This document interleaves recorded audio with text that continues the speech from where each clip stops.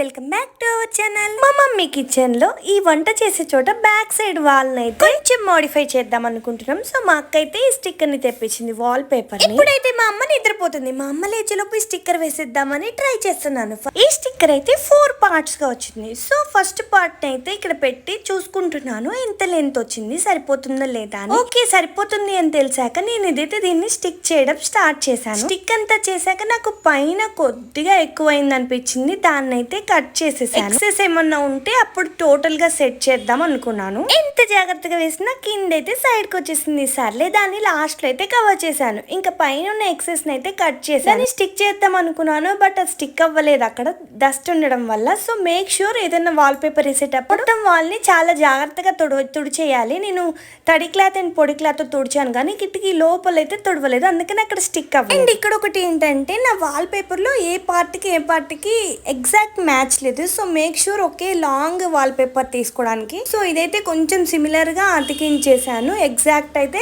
2 set కాలేదు చూడండి. Okay next time the మళ్ళీ ఇంకా మంచిగా జాగ్రత్తగా చూస్ చేసుకోవాలి. అండ్ అలాగే నేను సిమిలర్ గా ఉన్న మొత్తం గ్యాప్స్ అయితే ఫిల్ చేసేసాను. సో నా దగ్గర ఉన్న 4 పార్ట్స్ తో మొత్తం నాకు ఒక వాల్ ఆల్మోస్ట్ కవర్ అయింది. ఇంకొక వాల్ పేపర్ కూడా సేమ్ ఉంటే నాకు ఇంకా పూర్తిగా కూడా కవర్ అయిపోతుంది. అండ్ మా అమ్మకైతే ఈ మేక్ ఓవర్ చాలా బాగా నచ్చింది. హోప్ మీకు కూడా బాగా నచ్చుతుందని. మీకు ఇలాంటి కంటెంట్ ఇష్టమైతే కామెంట్ చేయండి, మనం ఇంకా వేరే వాల్స్ కి కూడా ట్రై చేద్దాం. అండ్ అలాగే ఈ మేక్ ఓవర్ కూడా ఎలా ఉందో కామెంట్ చేయండి. కొంచెం ఎంకరేజింగ్ గా ఉంటుంది అండ్ ఇలాంటివి మంచిగా ట్రై చేయాలనిపిస్తూ ఉంటుంది. ఫస్ట్ లో ఏమో అనిపించింది కానీ మొత్తం అయితే మేక్ ఓవర్ చేశాక చాలా నీట్ గా అనిపించింది.